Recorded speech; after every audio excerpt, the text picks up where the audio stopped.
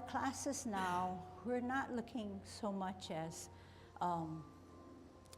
the perfection of the movement. We're looking at how does that movement derive? What is it that I have to use to get there? So a little bit different way now. You got to change and change with me to get the most out of this session.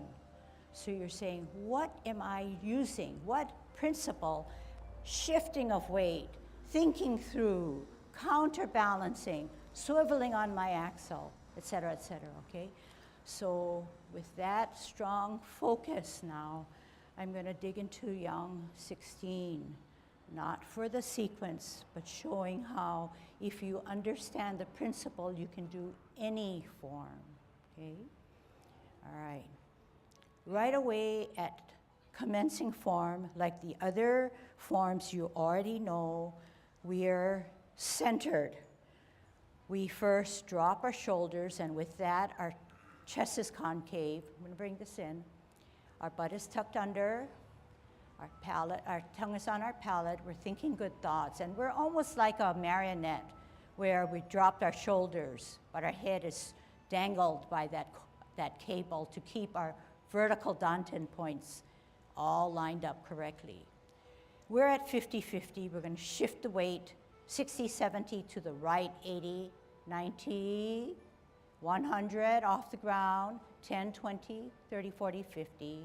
Hands rotate. Take a deep breath in as we elevate both hands. We're going to make ourselves ball, first by dropping our shoulders, tucking our elbows, flexing our knees. Rounded out by the left hand to be by our dantian, right hand on the top to be the top of the ball on a T stance. We're going to part the wild horse's mane. We're going to step out on an L, move the ball, generate the energy through our system from our feet, and split our hands, part the wild horse's mane, where the fingertips of both hands can draw a diagonal. We're in a bow stance. Our bow and arrow, the arrow is not locked and not dipped in, but nice and soft, ready for action. We sit down, we sit back and we sit down. We pivot out. We hold our ball for better balance. We step out on a heel. We part the wild horse's mane, 2.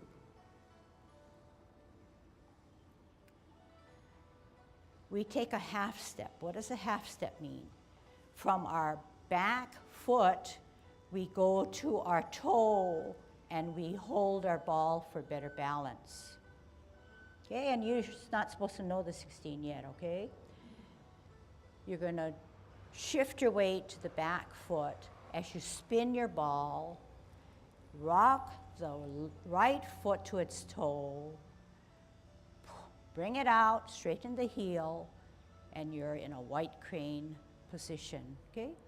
All right, so now we're gonna go back to home base, and you're gonna say, we're gonna do it going forward because we don't really know the movements, but we're not looking so much at how the movements should end up, but how we get there, okay? And then this is how my delivery should have started with, okay? So we're going to face the clock so that we can eventually end up facing the wall, okay? Good Tai Chi posture. You're going to shift your weight to the right, 60, 70, 80, 90, off the ground, open, 10, 20, 30, 40, 50, hands rotate. Take a deep breath in as we elevate. At shoulder level, we're going to drill down, make ourselves small. We're going to hold our ball on a T stance, shifting your weight, centering with the ball. We're going to take an L stance, move the ball, split the hands, bow stance, part the wild horse's mane. We're going to sit back and sit down, shifting our weight. We're going to take a L stance or And we're going to part the wild horse's mane to bow stance. We're in good optimal position. We're going to take a half step with the back foot or left foot, and we're going to center with a ball. That's a half step because our foot is not fully weighted. We're going to spin the ball to the right, sit back on that back foot, lift the front foot to its toe, lift it off the ground, point it out, and we're going to be a white crane spreading his wings. Okay, now we're in a optimal position. We've got counterbalancing. The left hand, the baby finger slices through the right shoulder blade. The right hand sits not to the side of our thigh, but out as if we were parting the wild horse's mane. We're going to drop the front foot, weight still heavily on the back. We're going to tuck the right elbow in. We're going to draw it down as if we're going to bisect our body to our danten. We're going to swirl back and look back, and we're going to set it up correctly. Does this remind you of something? Lift up the front foot, place it on its heel, set it up correctly, multitask to brush your knee. Sit back, sit down, shifting weight. Making your right foot substantial, setting it up, multitasking, and magic. 2 brush knee. The third one is a new movement, but it's as if you are brushing your knee. You sit back, sit down, you pivot out, shift weight, you do a counter. The left hand comes up, goes down, fist the right hand to come up, spin out to deflect. Bring it in, shift your weight and parry. On a bow stance, you're going to punch. You're going to strip the opponent off of you, and you're going to roll back. And then you're going to spiral forward. Okay, one more time. So yes, you're gaining sequencing. You're gaining shifting of weight to make yourself advance, but hopefully in a safe way. So the clearer you are about the principles, the safer you can be for anything. But if you're here just to gain a new form, then perhaps you may want to rethink that. It's only temporary, okay? And probably only good when you do the actual Tai Chi Yang 16, okay? All right, so we're gonna move back, we're gonna come forward, we're gonna go from the clock, and we're in good Tai Chi posture, and we're closing a little bit, okay? Making that spine really straight. We're at 50-50. We're gonna shift our weight to the right, 60, 70, 80, 90, off the ground, 10, 20, 30, 40, 50, hands rotate. Take a deep breath in as we elevate both hands. Shoulder level, drop the shoulders, flex the knees, let gravity take care of you. Left hand on the bottom, 2 inches below your navel. On a T stance, hold your ball nicely. Root it down on the right where your energy is. We're going to move that energy by stepping out on an L stance. Turn the hips and waist, move the energy, split the energy. Bow stance, part the wild horse's mane, 1. Sit back, sit down to alleviate the weight of the front foot so that you can move it out. Ball for better balance, heel out, move the energy from an L stance to a bow stance. You're in a great optimal position. You're going to take a half step, and half step requires balance, so you're going to have to center yourself with the ball. You're going to shift your weight from the front foot to the back foot. Do it now. At the same time, you're going to spin the ball. What the bottom does, the top does. You're on the toe of the front, lift it off the ground, set it on its toe, and you're set for white crane spreading his wings, where the right hand is sitting to the way out to the hips, the top left hand, the baby finger bisects the edge of your opposite shoulder, your right shoulder. You're going to drop your front foot to provide more weight on the back. You're going to bring the top hand in so that it's almost like a 12 o'clock, where the elbow is straight down. Then you're going to bisect, drop it down to the danten. Lift up the front foot, look at the back, and set it up, and lift off to the ground to your heel as you turn your hips and waist to brush your knee. Sit back, sit down, pivot out, as if you're walking in that direction, set it up correctly, multitask to provide your magic. Brush knee 2. Sit back, sit down, as if you're going to do another brush knee, but you're going to fist your right hand. Then you're going to fist that comes up, the other one comes down, yin and yang. Spin out with your heel to deflect, bring it into parry, step out on a bow or L stance to punch.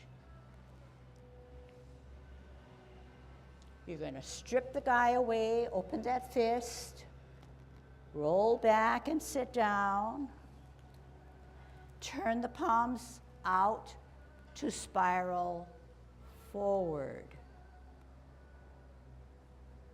Okay?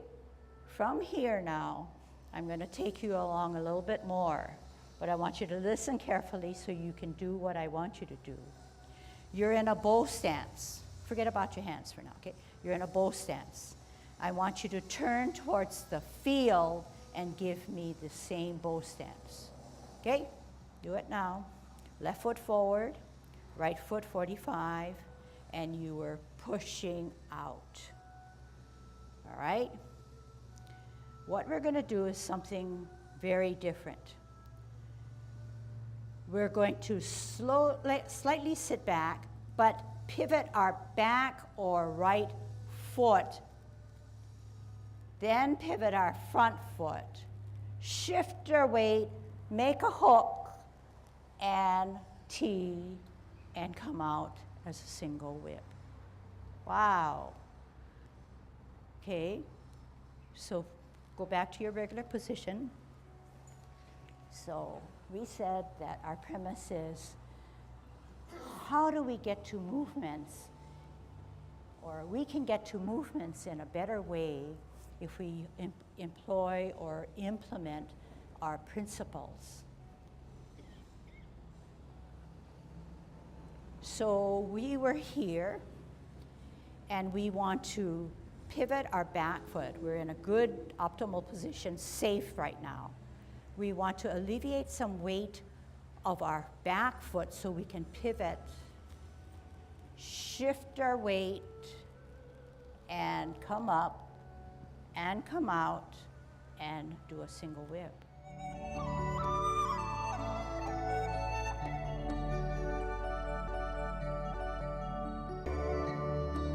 So, remembering that this class is not a complete 24, young 24 Tai Chi focusing only on movements. We are using our Yang 24 movements to try to really know the principles well. What I'm going to do now is take you from where we started last week, from commencing form, all the way through repulsing of the monkey, but making sure that we are using or implementing the principles. So this time now, to see me better, I think we're going to come forward, okay, rather than sideways, and then sideways we'll do the second time. But in order to see me forward, we're going to have to start facing the clock wall. So can you all face the clock wall, okay? And then as soon as we start to part the wild horse's mane, you will see what I mean. Okay, good Tai Chi posture, dropping the shoulders like a rag doll, keeping our waist and hips loose as well as our knees, but not flexing them, but nice and soft, okay? Tongue on your palate, chin slightly down, not parallel to the ground, and thinking positive and good thoughts. We are at 50-50. You're going to shift your weight to the right, 60, 70, 80, 90 on your toes, lift off 100, 10, 20, 30, 40, 50. Hands rotate to the middle of your thighs. As you elevate, take a deep breath in. At shoulder level, you're going to make yourself small and exhale. Flex your knee, drop your shoulders. Left hand on the bottom, 2 inches below your navel. Right hand on the top, holding your ball on a T stance with your left foot. Weightless, only the weightless or insubstantial foot can move. We're going to part the wild horse's mane. You're going to come out with your left heel. You're going to move the energy and open the ball and split it to divide the energy to part the wild horse's mane. Okay, you can adjust your hand motions or your feet to make it look like mine as much as possible. We're going to sit back and sit down on an imaginary stool, and the weightless foot now is semi-weightless foot is the left forward foot. It pivots out on its heel. We need the ball for better balance. We step out on our heel of our right foot and do the same to part the wild horse's mane. We're in a bow stance. We're going to sit back and sit down on that stool. We're going to pivot with our right heel as if we're walking into that zigzag direction, making our ball, setting out our left heel to do 3 parting of the wild horse's mane. We're swiveling on our axle. We're definitely shifting our weight. We're going to take a half step. Half step means we're going to set the back foot on our toe as we hold our ball. Weight is on the front or left foot. We're going to spin the ball, and the right hand is going to advance, and we're going to look at it. But the left foot is now on its toe because we're rooting down or weighting down on our back or right foot. We're going to lift the front foot off the ground, point it out, and we're going to be a white crane spreading his wings. So the baby finger of the right hand cuts through the left shoulder blade, okay? And weight is on the back. We're going to drop the front foot, and we're going to bring that top hand so that the elbow comes in, and we're going to bisect as if we're cutting our body in half, coming to our danten. We're going to swirl back, and we're going to glance at the back hand. We're in a brush knee multitask situation. So in a multitask, many things are going to happen at once. Do the best you can. You're going to come warming up. You're going to take the top hand and bring it to the ear. Let's see how you do that. Bring the top hand to your ear. Okay, 2 things are going to happen now. Left hand is going to go down. So 2 things happen. It's multitasking. But we need 3 things to happen. We need to set off the ground our heel and place it down. It's on a toe right now, right? You're going to lift off, set it down, and turn your hips and waist as if to brush your knee. We're going to do it 3 times. Sit back, sit down, pivot out, shift your weight, and multitask to brush your knee. So we're going so slowly to make sure that we have the elements, that our balance is not, can't take that long a duration as we spell it out for you. So this is the 3rd brushing of the knee. Each time we did it, we shifted our weight and we rotated on our axle. To get out of brush knee, we're going to take a half step forward on our toe. We're going to shift our weight to the back foot, and we're going to shift our hands and rock our front foot to the toe and place it on its heel. And the glute is played in this way. The left hand is higher, the right hand is lower and across from the left elbow. And not parallel like this, but the right hand is slightly dipped into the left elbow. We are playing our lute. Our weight is on our back. If our weight is not on the back, we cannot advance to the next motion. The next motion is a backwards Tai Chi walk called repulsing of the monkey. So we'll go slowly because we know that Tai Chi is safe, but we also know that we've never done this before. So we're going to take some caution, okay? Precaution. We're going to drop our front foot, which is now on our heel. We're going to leave the left hand there in the front, but our right hand spirals up higher as we glance at the back hand. We then open our palms as if we're showing it to the ceiling. Not so much the top hand, but this right center hand, because that's a balancing hand. We have our weight on the back foot. We're going to walk backwards, but safely. We're going to multitask. We're going to bring this to our ear. How do you do that? Show me 2 times. And at the same time we do it, we're going to lift up our foot, starting with our toe. So it's going to go something like this.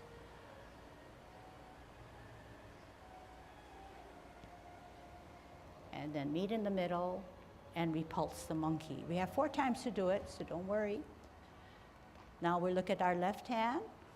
The front hand is centering us. Our weight is on our back. Therefore, we should be on the toe of our front or right foot. We're going to multitask. Lift off the ground, put it to our ear, spin on our axle, and push the monkey away by pushing forward and pulling back. Centering the front hand, glancing at the back hand, foot on the toe of the front, lift off and multitask, ear, toe, swivel on that axle, meet the hands in the middle, repulse a monkey 3. Center, glance at the back hand, lead with the toe, off the ground, ear, toe, heel, repulse the monkey 4. Then we're going to learn a new 5 sets of movements in this form, which now I'll take you sideways, okay? All right. So yes, Tai Chi is very complex. It's demanding, and yet we're able to relax and feel a sense of peacefulness. But why? Right now you're saying, yes, it's hard, I don't really know, and my body can't do what she's doing, but you're concentrating so hard that you're forgetting about what's going on outside the classroom. I see people smiling and they say, yeah, definitely, you know? So that in itself is good. That is a strong characteristic of Tai Chi, any form of Tai Chi, because you have to concentrate. At the same time, you're learning more about your body. You're saying to yourself, wow, I didn't know my body could, you know, be so powerful and I could do a backwards walk without falling, you know? But you have the gift of your body to make use of it in the maximum way. That's what Tai Chi affords you if you continue with class and someone can actually teach you or make you try to feel, okay? All right, just like any other exercise, okay? You have to give it some work, you have to give it some time, you have to wait for your body to catch up with what your mind is cranking through, okay? And with that, many benefits come. So our goal today is to learn maybe 5 new movements to add on to the 5 that we've already learned. I think it was 6 actually, but roundabout, okay? So people who have taken my class before will find this one duck soup because they've already gone through it. But try to remember that this is not merely a movement class for learning sequencing, but learning to see how your body can implement the principles, okay? So we did repulsing of the monkey. And now we're going into the next movement, which is called grasping of the bird's tail.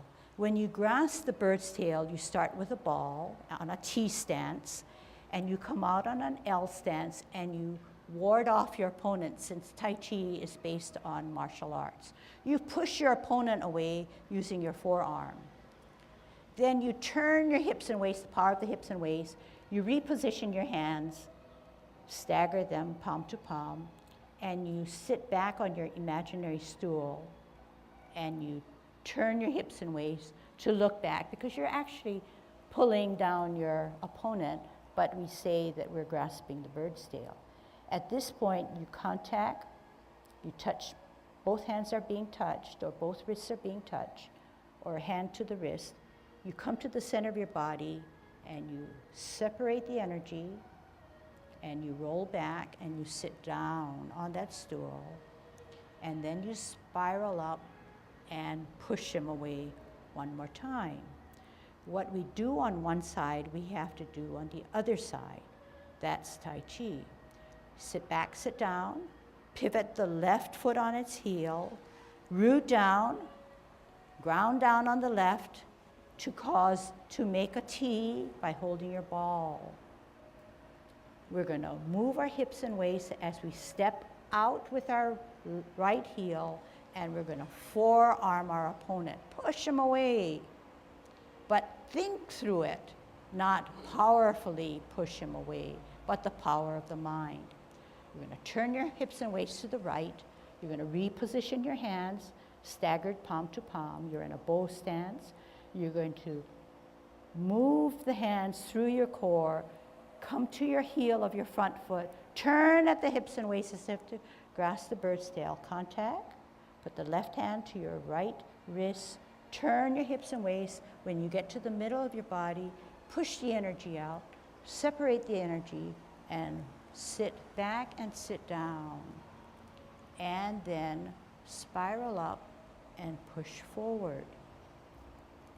New movement, next movement. Sit back, sit down, swivel on the axle.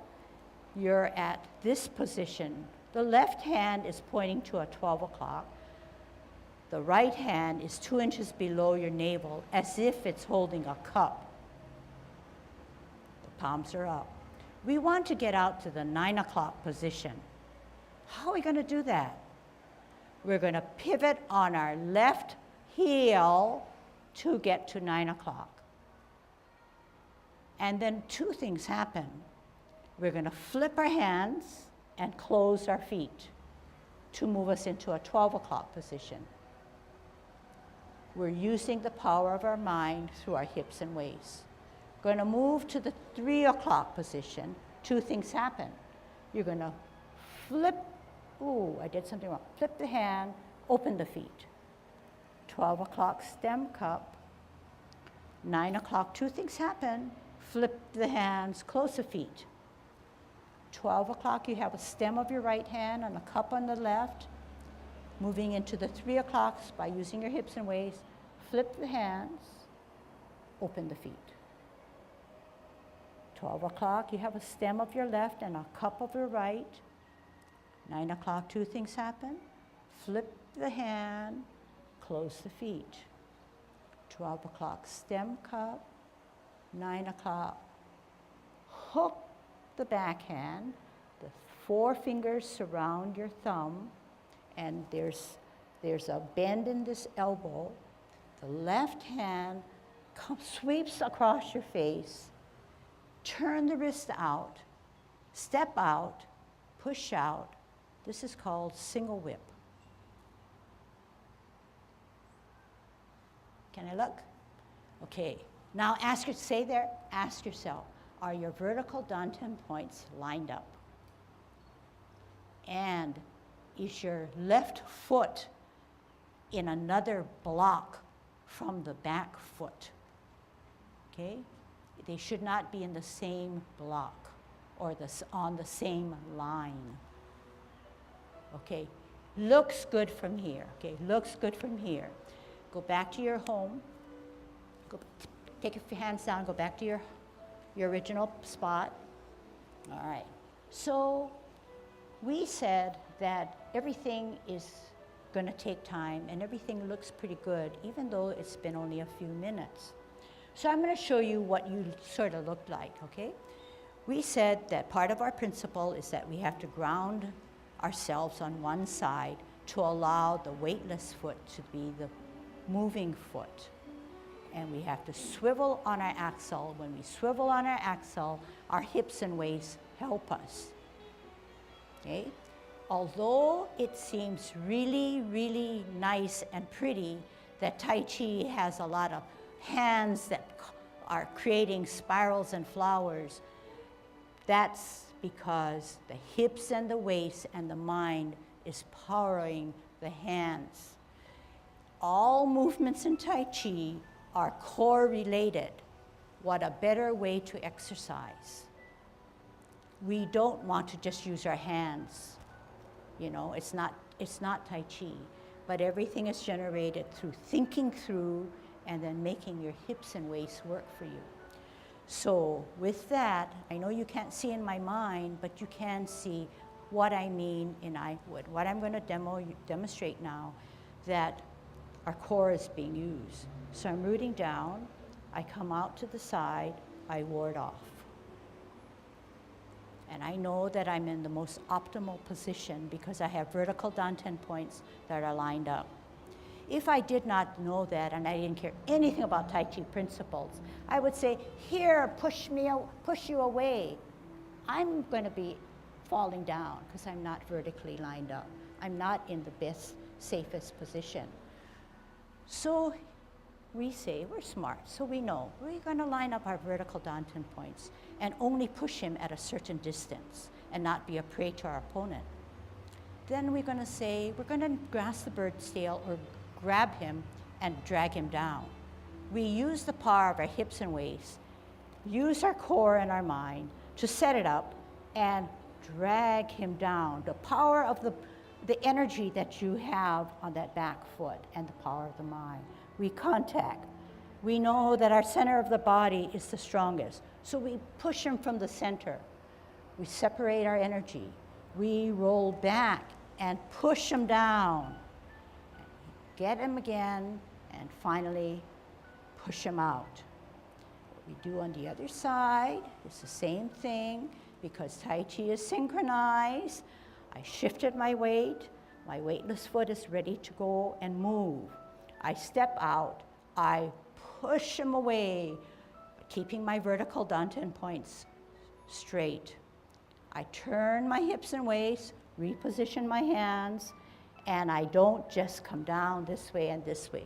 But I know that I have the power of my hips and waist to help me to turn, to power that movement, to then actually be in the safest, strongest position. Okay, so I'm going to let you do this one because doing is actually believing in what I just presented. Okay, you have to do it, you have to feel it, then you have to try to say, wow, that is powerful. Okay, and pretend that you have that opponent there, but never use force and bring him down like this. But it's the power of the core, the power of the mind that's making that power for you, okay, or empowering you. Okay, so we're going to be on a T stance. You can put your right foot on a cross section of a tile, on the lines of a tile, cross section, okay?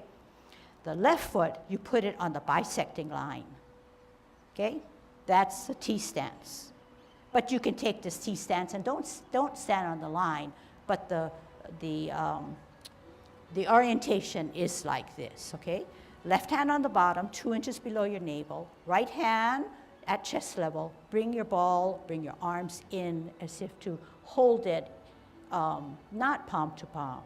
Weight on the right foot, so we're bearing our weight to allow the energy to move from that foot to our rest of our system, including the left weightless foot. T stance. Step out with your heel. Move the ball. Bottom hand always advances, so left hand comes out to forearm your opponent. Forearm him. Turn your hips and waist, reposition your hands. Now you're going to drag him back, use the power of the back to ground down, contact, move to the center, push him away, separate the energy, roll back, sit down on that power of the back foot, come up, and then spiral forward. Knee not beyond your toes, okay? Now we're going to do the other side. Sit back, sit down, pivot, root down on that left foot, create a T with your right foot, bring your ball in. We're going to ward off. Step out with your heel, forearm your opponent, keeping your vertical dantian point straight. Turn your hips and waist first, then the hands, go for the ride. Pull down the bird's tail. Use your hips and waist to look back. Contact, turn at the hips and waist, find the center of your body, push the energy out, separate the hands, roll back and sit down, spiral up, lunge forward. Going on because you're doing so good. Sit back, sit down, pivot. 12 o'clock, left hand is a stem, right hand is a cup. Going out to the 9 o'clock. Changing hands, coming to 12 o'clock, stem cup. At 3 o'clock, you're creating a hook. The forefingers are around the thumb. The left foot now forms a T. The right hand swipes across the face. Turn the wrist, step out, matching the top and the bottom. This is called single whip. You're in a bow stance. The front foot is a bow, like an arrow, and the back foot is the other piece, which is the arrow. The left hand mimics the front foot. The back hook hand is a counterbalance hand, generally matching the right back foot. We're going to get into cloud hands. We're going to sit back and sit down. We're going to turn hips and waist. The left hand is a cup at 12 o'clock.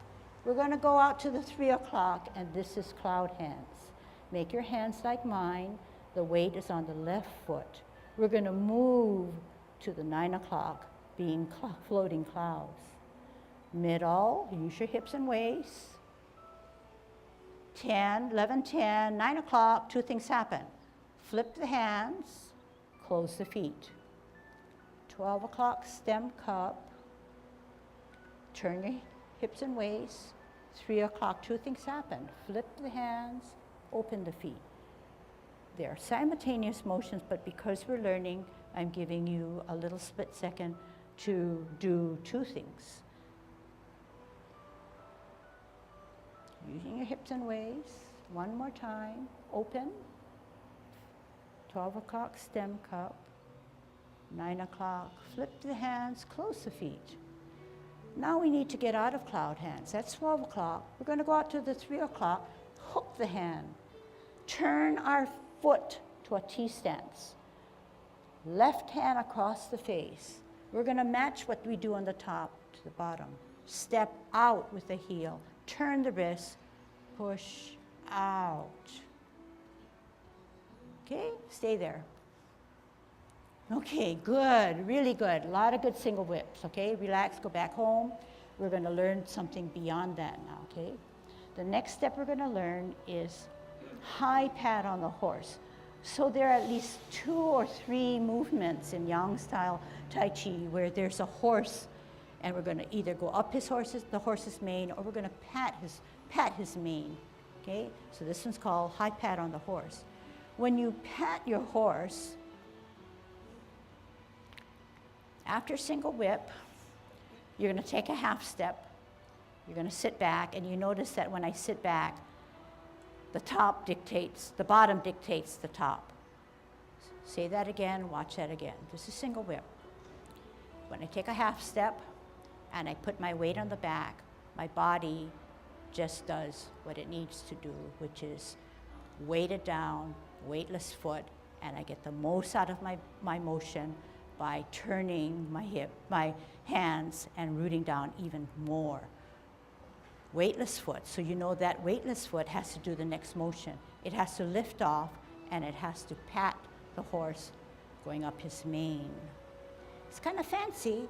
Then we're going to cross as if we're going to jab the guy, and then we're going to open our hands, and our palms are going to go down, and we're going to multitask by going down, creating that spiral, coming up, and we talked about this. Right hand on the outside, right foot coming up, kick out. Then we're going to come down on our heel, and our opponent is standing right in front of us, and we're going to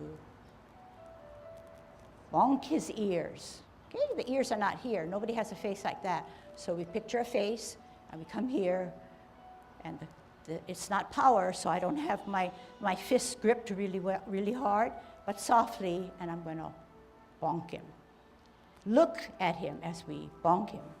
Okay, I'm going to just give you a description now, then we can try it out. Then we're going to sit back. We're going to turn all the way around. How did I do that? The power of sitting back, grounding so that we're safe, and lifting the front portion of our foot to put it on a heel so we can turn all the way around. What am I doing? This way, this way, this way. Gathering my energy again, centering my energy again, left hand on the outside, left foot coming up, and follow the kick out. Okay? And if we'll have time, we can do serpent. Okay? And I want to make time for serpent because people want to learn that. Okay, 20 minutes, we got a lot of time. All right. So people are cringing because serpent in the grass is a hard motion in that you slither through the grass like a serpent. You come up and you suspend yourself like this, and you think through the process, and you come up as a golden cockerel. And what you do on one side, you have to do on the other side. So we're going to be a serpent again.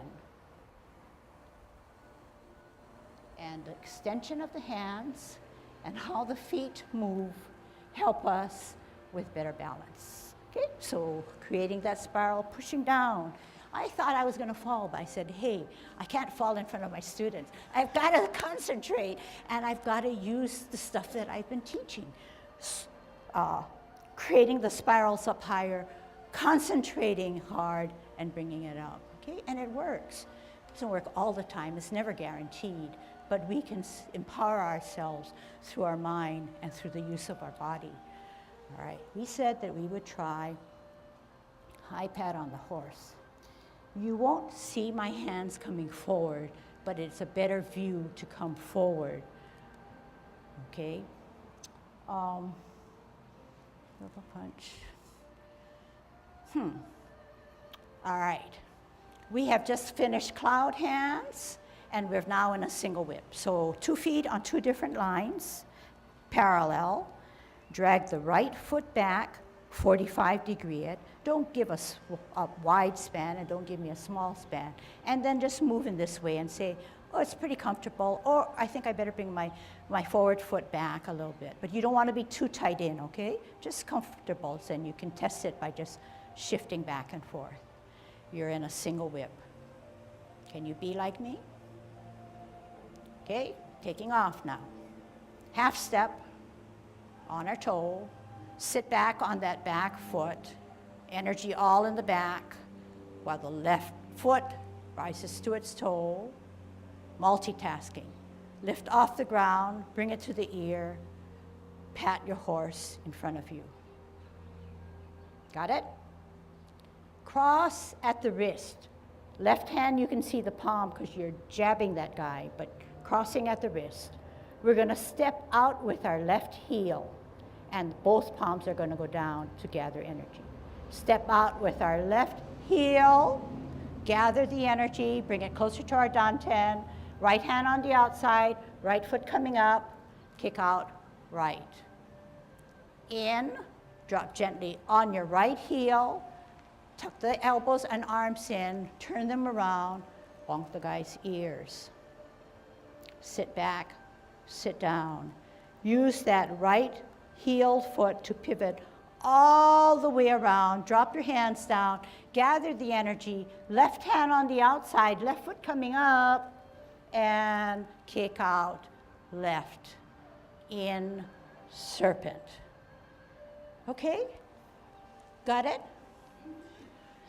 So, yeah, most of you guys are saying sort of, but really not at all. But you know what? Remember what I said. We're giving you the experience to learn more about what your body can do by giving you movements that you've never done. If we're not offered movements, you will not discover or know much about your body. But now you say, hey, now I can come this way, now I can come this way, now I can do this, and actually you're shifting away and you're coming up closer to your dantian. What are you doing? Centering yourself. What are you doing? Counterbalancing. Hey, whoever taught us to do that? But Tai Chi affords us to do that. Whoever thought about having an opponent and bringing our arms into a certain distance? We don't want to bonk him and have it here. If you do that, you're not centered. You want to come bring things closer to your core, so this is in a safe position. Then we're going to say we need to come out, and we need to swivel all the way around. So we come back because we're sitting back. We're trying to alleviate the weight as much as possible to get all the way around. We want to then create a counter and symmetrical. Now we're going to have left hand on the outside, and then we're going to kick left. But what do we do with his hands? We need to get to ground. We need to take care of gravity because something needs to be transitioned, and we need to move to safety. So in a way, it's logical, but it seems very illogical because we've never experienced those sequence of movements in ever before, okay? Maybe you've seen it, but to feel it is way different. Any questions so far? Okay, so we're up for the challenge. We have 15 minutes. Wow, that's a lot. Serpent in the grass. When we did Heisman, we opened up our span, we paralleled our feet, and we shifted our weight to the right, and we did this. What did we do? We did this, we did this, we did this, we did that. We shifted our weight, and we tried to sit down, keeping our vertical dantian points in line. We did do this because the upper body has to match the bottom, or the bottom has to be in line with the top. We did not say, stretch out as far as you can and do this. Why? It's obvious I'm not in vertical dantian position, not in optimal prime position, and I will tilt. So why would we practice something that's counterintuitive, counterproductive, right? So here now, we're going to use what we warmed up. We're going to be a serpent slithering in the grass. So in order to be a good serpent, you put your right foot on a cross section of the tile, and that's your rooted foot. The toe of your left foot goes behind your hip, your heel, and you're going to drag it on that line, and that's where that left foot is going to end up. Can I see you figuring that out? So I'm going to turn this way. The right foot is on a cross section, or the corners, and the left toe has to be on that heeled line in a nice span, and it's on its toe. It cannot be forward. It cannot be back. It has to be on that line, in that alignment of your heel. All right? So the right hand now has a hook. It's soft, and it's not straight in front of you, but sort of to the side, but not way to the side. Okay, so if this is, what did I say? This is maybe 360, this is 180 or something like that, or a little bit more. a little bit more than 90 degrees, okay? So we're gonna touch bases with that toe, root it down. We're gonna come down, and we're gonna turn this thing and turn our left heel out. What are we gonna do? We're going to put weight on the right and come down. And then we're gonna swivel on the heel of our left and veer to the left and hook that hand backwards. We're gonna put the hook facing upwards now, okay? So you see my hand here? It's faced this way. It came here and then it's gonna come this way for leverage, okay, to put it in a short way. You can watch and you can do, or you can just soak it in however you want to. The left hand now is like this, by your palm, by your shoulder. It's eventually going to come down, slither through, and it's going to come this way. But you don't see that hand, so that's why I'm facing you. Okay? So let's just test it out, okay? We're not going to perform, and we're not going to worry about how we look at this point. Okay? So the hook hand, weight down, parallel feet, drag that left foot to its toe, parallel, looking at the hook hand, you're going to come down. Sit down as far as you can, keeping your vertical dantians. Fingers are pointing down of the left hand. You're going to use your heel of your left foot and swirl out and angle more to your left. But at the same time, that hook hand now turned into a upward. It's not facing down now, it's facing up. Okay? You're in optimal position. Then you're going to shift your weight to the front foot and come up as a golden cockerel, standing on its right, on its left. Then you're going to put your toe down and you're going to spin. You're not going to see me. The left hand becomes the hook and the right hand is by your shoulder. Can you hear and do it? Left hand is a hook. Right hand is palms facing your left shoulder. The toe of your left foot is behind your heel, and you're going to bring it out. You're going to sit down on the left, create a rooted or grounded foot. Fingers are now pointing down. You're going to swerve out to the right, and you're going to stretch out for optimal position. Then you're going to change your weight and come up as a golden cockerel on his right foot. Okay, not bad. If you got this far, something's churning in your mind, or you're absorbing what you see also. So I say this is not a crash course because it's not. My goal is not to teach you every single movement to the maximum refinement. It's not realistic. And to be in a second class, and some of you for your first lesson for 5 weeks, we're already at serpent in the grass. But that's ridiculous. But all you have to remember, it's not so ridiculous because I'm teaching you about how your body can be used by knowing the Tai Chi principles of shifting weight, spiraling, counterbalancing, swiveling, all those symmetrical things, shifting weight.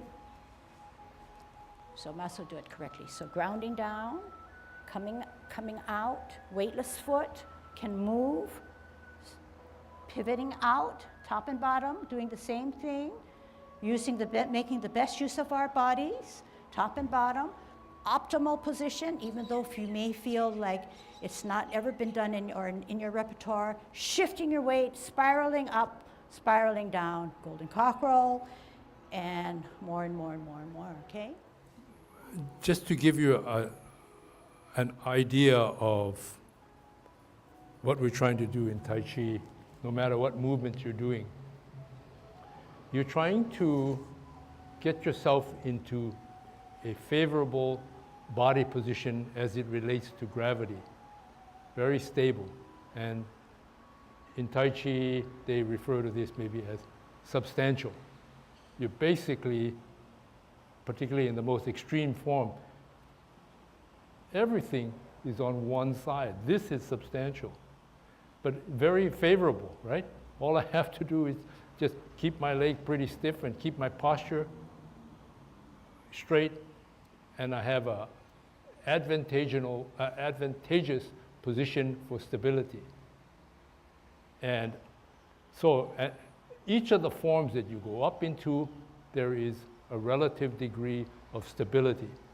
And you're trying to learn that where your hands are supposed to be, where your legs are supposed to be, and how. Then the second is you're trying to move from one favorable position, equilibrium-wise, stability-wise, to another.